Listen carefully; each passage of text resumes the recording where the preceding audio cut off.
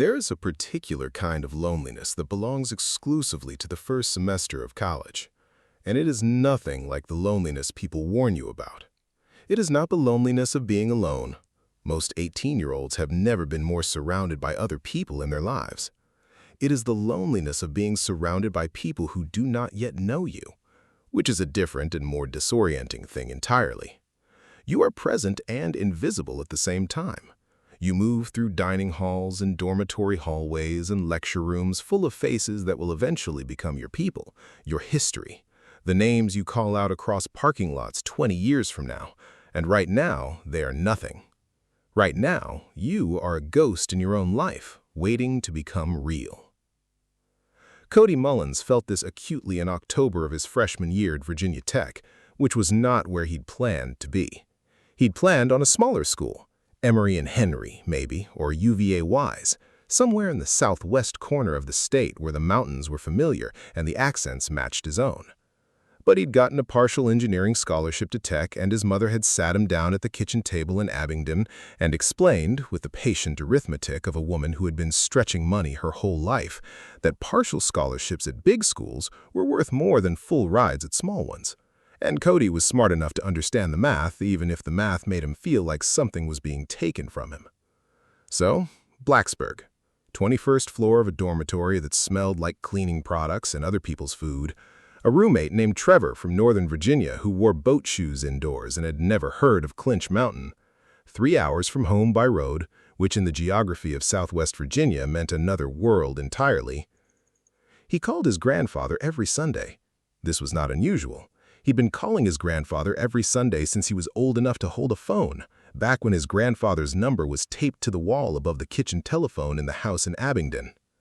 Earl Mullins had been a radio man his whole adult life, starting with a volunteer fire department frequency scanner in the 1960s and working his way through CB radio, ham radio, shortwave, the full progression of a man who found the idea of voices traveling invisibly through the air to be the closest thing to magic the modern world offered. His garage in Damascus was a cathedral of antennae and receivers and hand-soldered equipment that Cody had grown up playing around the edges of, handed tools before he was tall enough to see the workbench, learning the names of components the way other kids learn the names of baseball players. Earl Mullins died in August, 3 weeks before Cody left for Blacksburg. Massive stroke, no warning. Gone between one Tuesday and the next. Cody had not fully processed this, had not had time to process it, the summer ending and the move happening and the new life starting before the old one had properly closed. He went through the first weeks of college carrying his grandfather's death the way you carry something too large for your arms, awkwardly, compensating constantly, aware of it in every position. He stopped calling on Sundays. There was no one to call. The radio was his grandfather's. He'd taken it from the garage in Damascus before the estate was sorted, not because anyone told him he could, but because no one told him he couldn't, and because it was the thing in the garage he understood best. A Grundig Satellite 750, a serious piece of shortwave equipment that his grandfather had bought refurbished and tuned obsessively for the last decade of his life. It sat on Cody's dormitory desk between his laptop and his engineering textbooks, and Trevor from Northern Virginia never asked about it, and Cody never explained it. He listened to it at night when he couldn't sleep, which was often. Shortwave at night from a high dormitory room in Southwest Virginia pulled in signals from remarkable distances. BBC World Service, Radio Havana, the numerical stations that the internet said were spy communications and that Cody preferred to think of as simply mysterious. Voices in languages he didn't speak reciting numbers into the dark for reasons he would never know. There was comfort in it. The same comfort his grandfather had described to him once, sitting in the Damascus garage on a July evening with the scanner going. The world is full of people talking, Cody. Most of what they say you'll never hear, but it's going on all the time, even when you're asleep, even when you're alone. In the second week of October, he found the frequency by accident. He'd been scanning the FM band out of habit. FM didn't pull distant signals the way shortwave did, but he'd found a few interesting community stations in the New River Valley, low-power operations broadcasting out of community centers and church basements. He was moving through the band slowly when he hit 91.7, and stopped. It was broadcasting names. Not a list, not read in sequence the way a list is read. More like a murmur, names emerging from a bed of static the way shapes emerge from fog. A voice he couldn't immediately characterize as male or female, low and unhurried, saying names. Common names, uncommon names, names that sounded like the mountains, and names that didn't. He sat with it for 10 minutes, trying to find a pattern, and couldn't. The names came at irregular intervals, some repeated, some didn't. He checked the FCC database on his laptop. 91.7 FM had no licensed broadcaster in the New River Valley or the surrounding counties. No community station, no translator, no college operation.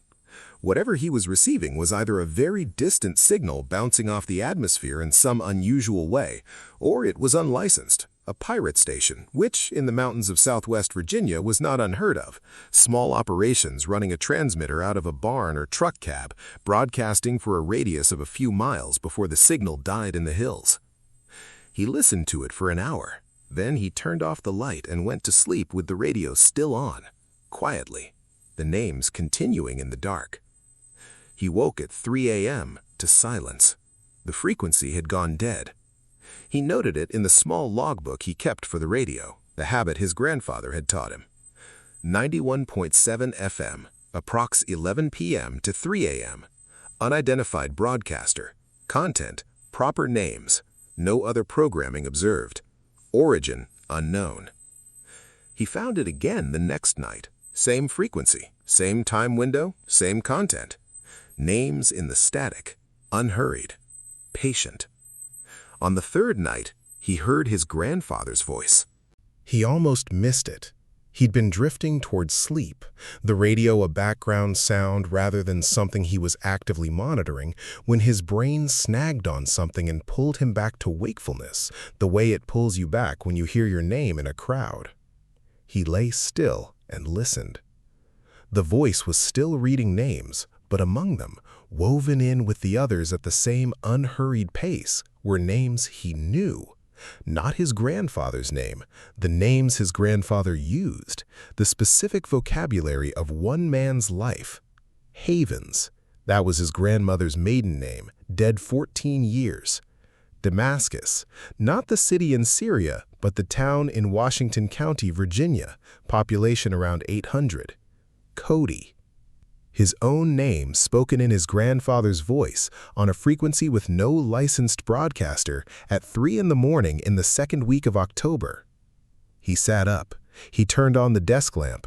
He sat in the yellow light of the dormitory room with Trevor breathing slowly in the other bed, and he listened to his dead grandfather's voice say his name once more, and then returned to the general murmur of names, other names, names he didn't know. And he sat with this for a very long time. He did not tell anyone, not his mother, not Trevor, not any of the not-yet-real people who populated his not-yet-real life in Blacksburg. He told no one because there was no language for it that didn't sound like grief talking, like a lonely 18-year-old boy hearing what he needed to hear in a radio signal. And he understood that this was likely exactly what it was. But he kept listening. He started mapping the signal. This was the engineer in him, or perhaps the grandson of a radio man, the instinct to treat an unknown thing as a problem with a solution, rather than a mystery to be felt. He bought a cheap directional antenna from an electronics shop in Blacksburg and began taking bearing readings from different locations, driving his second-hand Civic to high points around the New River Valley on weekend afternoons and logging the direction the signal was strongest. Triangulation. Basic radio direction finding, the technique his grandfather had taught him when he was 12 years old in the Damascus garage. The process took 3 weekends. The signal was only present at night, which complicated things. He had to do his readings in the dark, parked on ridge roads and fire road pullouts with the equipment on the passenger seat and his logbook balanced on the steering wheel. But the math was patient work, and he was good at patient work, and by the end of the 3rd weekend, he had a fix. The signal was originating from the Jefferson National Forest, specifically on a ridgeline on the eastern edge of the Mount Rogers National Recreation Area in a stretch of forest in Grayson County that the topo maps showed as having no structures, no roads, no access except by trail. He looked at this on his laptop for a long time. A pirate FM transmitter in the middle of the Jefferson National Forest, broadcasting names all night on a frequency no one had licensed, on a ridgeline accessible only on foot. He drove to Damascus that weekend and sat in his grandfather's garage. His mother had not yet sorted it, had not yet been able to, and it was still exactly as Earl Mullins had left it. And he looked at the equipment and the handwritten labels on the frequencies his grandfather monitored and the logbooks lined up on the shelf above the workbench. 14 logbooks, one per year going back to 2009. He took the most recent one. He told himself he just wanted to read his grandfather's handwriting. He read it cover to cover that night in a motel in Damascus. His grandfather had found the frequency in March of that year. 91.7 FM, same time window, same content. His notes were precise and unsentimental in the way all his notes were. Earl Mullins had not been a man who put more words on the page than a thing required. 91.7, 11-3. Names. Unlicensed. Direction bearing NNW, approx 310 degrees, consistent with JNF Ridgeline, Grayson County. Content. Proper names, repeating, no pattern identified. Some names recognized will document separately. Cody turned to the back of the logbook. His grandfather had kept a separate list on the inside back cover of the names he'd recognized on the frequency. There were 11 names on the list. Cody read through the list once, then again. He recognized 6 of the names himself. All of them people from Damascus and the surrounding Washington County area, people his grandfather's age or older. The oldest name on the list was followed by a notation in his grandfather's handwriting, D. 1987. Every name on the list was someone who had died. Cody sat with this in the motel room for a long time. Then he went back to the logbook and read the final entry made 2 days before his grandfather's stroke. Heard my name on 91.7 last night. Not unexpected at this point. I know what this is. I have known for some time what this is. The question I have been sitting with is not what it is, but what it wants. Whether the broadcasting of names is an act of malice or an act of something else entirely. I have been a radio man for 60 years, and I have listened to a great many things on a great many frequencies, and I have learned that there is a difference between a signal that is hunting and a signal that is keeping record. I believe this is the latter. I believe something in those mountains has been keeping record for a very long time. I do not know what to do with this belief.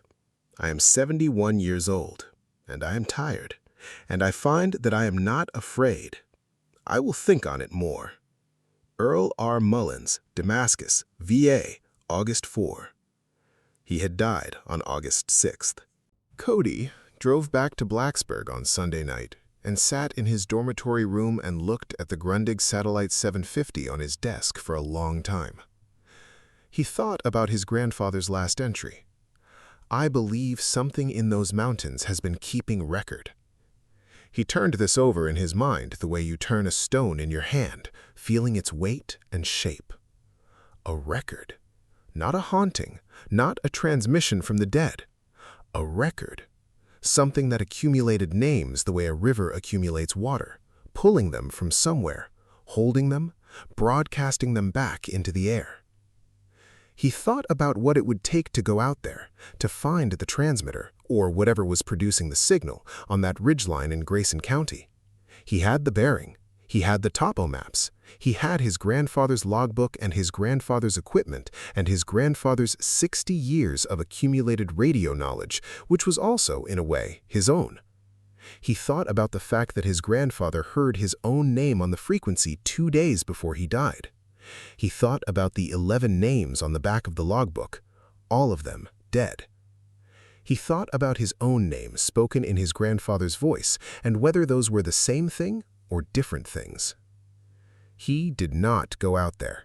He made the decision deliberately, and he held to it, the same way Mara Voss decided not to look behind her on the slope, the way Paul Addington decided not to go back to check on the stones. There is a category of decision that looks like cowardice from the outside and feels, from the inside, like the first adult thing you've ever done. But he kept listening. He listened through October and November. His grandfather's voice appeared on the frequency 11 more times, always his name, always the same cadence, always woven in among the other names without emphasis or urgency, the way a librarian says a name when they're reading a list. Cody. Patient, unhurried, not beckoning, not grieving, simply noting. He began to think his grandfather had been right. It didn't feel like hunting. It felt like record-keeping, which was a different and in some ways more unsettling thing. The idea of being noted, cataloged, held in some vast and impersonal archive by something that had been doing this long before radio existed and would be doing it long after. He passed his first semester exams. He went home to Abingdon for Christmas and helped his mother begin the work of sorting his grandfather's estate. He carried boxes out of the Damascus garage and felt doing it, like he was dismantling a life that had held its shape long enough. He took the Grundig Satellite 750 back to Blacksburg with him in January. He found 91.7 FM the first night he scanned for it, same time window, same content. And then in February, something changed. He was listening on a Thursday night when the names stopped. Not faded, not drifted into static, stopped cleanly, mid-name, as if a switch had been thrown. He sat up and checked the dial, and the signal was still there, 91.7, strong, but the names were gone, and what replaced them was silence. Not dead-air silence, the silence of an open microphone, the faint hiss of a live channel with nothing going into it. He sat with his face close to the speaker, the way his grandfather had sat with his face close to equipment his whole life, listening to the silence, and in it he heard faintly, barely, at the threshold between signal and imagination, breathing. Slow, regular, the breathing of something that had been very still for a very long time and was still very still now, simply breathing into an open microphone on a ridgeline in the Jefferson National Forest on a frequency nobody had licensed at 3 in the morning in a Virginia February. It breathed for 4 minutes and 17 seconds. He timed it. Then the names resumed. He wrote it in the logbook. Feb 9, approx 3 a.m. Signal interrupted, approx 4 minutes 17 seconds. Open mic, breathing audible. Then names resumed. Note, breathing pattern not consistent with human respiration. Interval between breaths approx 8 to 10 seconds. Will monitor. He put the pen down and looked at what he'd written. The handwriting was his own. The format was his grandfather's. The logbook was the 15th volume in a series that now, he understood, belonged to him. He turned off the desk lamp. He left the radio on. In the dark of the dormitory room, with Trevor breathing slowly in the other bed, the names continued on 91.7 FM in the voice that was not quite a voice, unhurried and patient and thorough, keeping its record of the living and the dead and whatever came between. He thought about his grandfather's last entry. I find that I am not afraid. He was trying to feel that. He was working on it. He was 18 years old, and he had a long time to practice. He's a junior now. He changed his major from mechanical engineering to electrical engineering with a concentration in signal processing, which his academic advisor called a natural fit for his skill set, and which Cody did not fully explain. He still listens to 91.7 FM. He has refined his bearing calculations and narrowed the origin point to a half-mile ridgeline in Grayson County. He has, on 2 occasions, driven to the trailhead at the bottom of that ridge and sat in his car in the dark with the portable receiver on the passenger seat and listened to the signal come through stronger and cleaner than it ever does in Blacksburg. He has not gone up the trail. He has his grandfather's 14 logbooks on the shelf about his desk now, and his own 2 beside them. He has the list of names from the back of his grandfather's final volume, and he has added to it, carefully, methodically, cross-referencing against obituaries in the Washington County News and the Damascus Community Facebook page. He has confirmed that every name his grandfather listed is the name of someone who died in the region. He has found 3 additional names on the frequency that he can match to deaths. He has not found his own name on the list. He does not intend to put it there. He still hears his grandfather say it sometimes. Cody. Same cadence, same voice, woven in among the others on the frequency at 3 in the morning. He has stopped trying to determine whether this is his grandfather or something that sounds like his grandfather because he has come to understand that this distinction may not be available to him. Some signals cannot be decoded from the outside. Some archives do not open. What he knows is this. Something in the mountains of Grayson County, Virginia, has been broadcasting names on a frequency nobody owns for longer than FM radio has existed. His grandfather knew about it for the last 7 months of his life. Now he knows about it. He keeps the logbooks up to date. He keeps the Grundig on the desk. He scans 91.7 FM at night when he can't sleep, and he listens to the names move through the static like water through a mountain, and he writes down what he hears in his grandfather's format, his own handwriting, the 15th and 16th volumes of a record that belongs, now, to him. He thinks that is probably what his grandfather would have wanted. He thinks his grandfather understood something in the last weeks of his life about what it meant to be documented by something ancient and thorough and entirely without malice. He thinks the old man had made a kind of peace with it. Cody is working on the peace. He is 20 years old and he has time. The frequency is always there when he looks for it. Patient as the mountains, keeping its record, saying his name in the dark in his grandfather's voice, and waiting, without urgency, without appetite, simply waiting for whatever it is waiting for. He does not know what that is. He keeps listening.